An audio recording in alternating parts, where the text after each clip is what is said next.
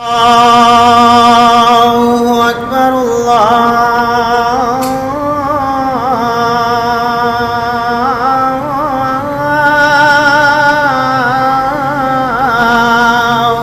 أكبر. السلام علیکم. آج ہم آپ کو جامع مسجد فیصل کے متعلق بتائیں گے، اس کی تاریخی اہمیت اور یہ کب معرض وجود میں آئی. یہ سب کچھ اس ویڈیو میں آپ کے لیے شیئر کیا جائے گا. فیصل مسجد الہ آباد میں واقع ہے. یہ اپریل 1994 میں معرض وجود میں آئی. پہل اس کا نام جامع مسجد الحبیبیہ رکھا گیا تھا، لیکن بعد میں اس کا نام تبدیل کر کے جامع مسجد فیصل یا فیصل مسجد کے نام سے رکھا گیا.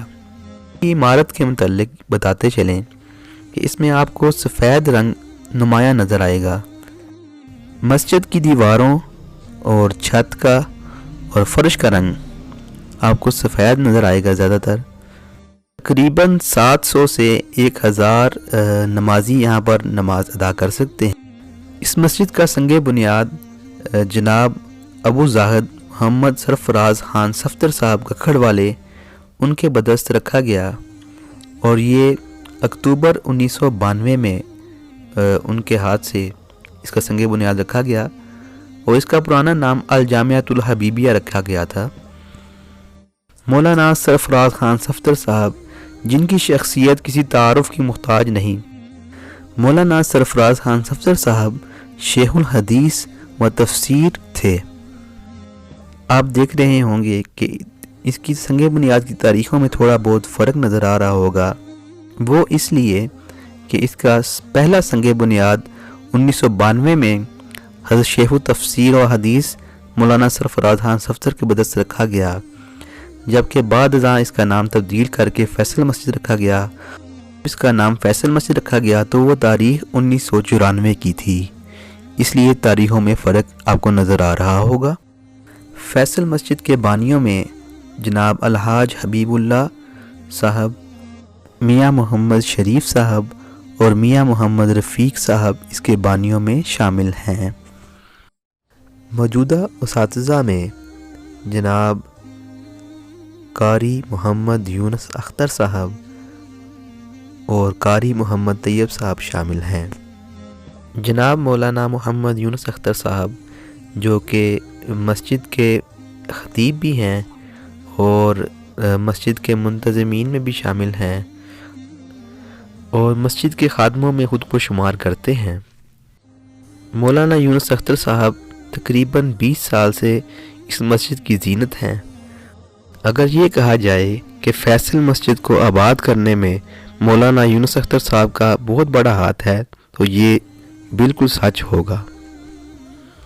ان سے پہلے مولانا اسحاق صاحب اور مولانا عباس صاحب مسجد کی خطابت کی ذمہ داری ادا کرتے رہے ہیں. مولانا یونس اختر صاحب فرقہ پرستی سے بالکل پاک صاف ہیں، اسی لیے مسجد کا ماحول بہت ہی اچھا ہے. موجودہ مؤذن اور مسجد کے خادم جناب قاری محمد طیب صاحب ہیں، اور اس کے علاوہ یہ بچوں کو ناظرہ قرآن پاک کی تعلیم بھی دیتے ہیں. مسجد کے پرانے مؤذن جناب ارشد محمود بٹی صاحب تھے. مسجد کے منتظمین و معاونین کی ایک لمبی فہرست ہے. یہ نہ صرف منتظمین ہیں، انتظامیہ میں شامل ہیں، بلکہ یہ مسجد کے خادم بھی شمار کیے جا سکتے ہیں. جب بھی ضرورت پڑتی ہے تو یہ مسجد کی خدمت کے لیے دل و جان سے تیار رہتے ہیں. یہ مسجد کا وضو خانہ ہے، اور فیصل مسجد الہ آباد میں 2 وضو خانے ہیں. ایک یہ آپ کو سکرین پہ نظر آ رہا ہے، اور دوسرا یہ کالے رنگ کا پتھر کے ساتھ مزین ہے، اور اس کے ساتھ ہی واش روم بھی دونوں سائیڈوں میں موجود ہیں. یہ مسجد کی حفظ کی کلاس کے طلباء ہیں جو کہ مولانا یونس اختر صاحب کے زیر نگرانی تعلیم حاصل کرتے ہیں. یہ مولانا یونس اختر صاحب کا کمرہ ہے.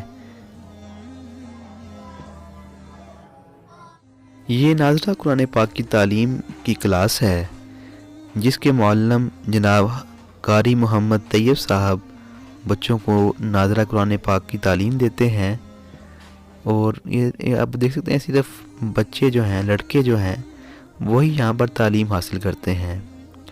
بچیوں کی ناظرہ تعلیم اور ترجمہ کے لیے مولانا یونس اختر صاحب کی اہلیہ ان کو چھت پر تعلیم دیتی ہیں، ان کی کلاس علیحدہ سے ہوتی ہے۔ یہ فیصل مسجد کے ساتھ جو ملحق مدرسہ ہے، جسے اب جامعۃ الحبیبیہ کا نام دیا گیا ہے، اس کا ایک منظر ہے جہاں پر بچے ناظرہ قرآن پاک کی تعلیم حاصل کر رہے ہیں، اور یہ مدرسہ کی عمارت آپ دیکھ سکتے ہیں۔ یہ ایک مختصر سا تعارف تھا فیصل مسجد الہ آباد وزیر آباد کا۔ بہت شکریہ۔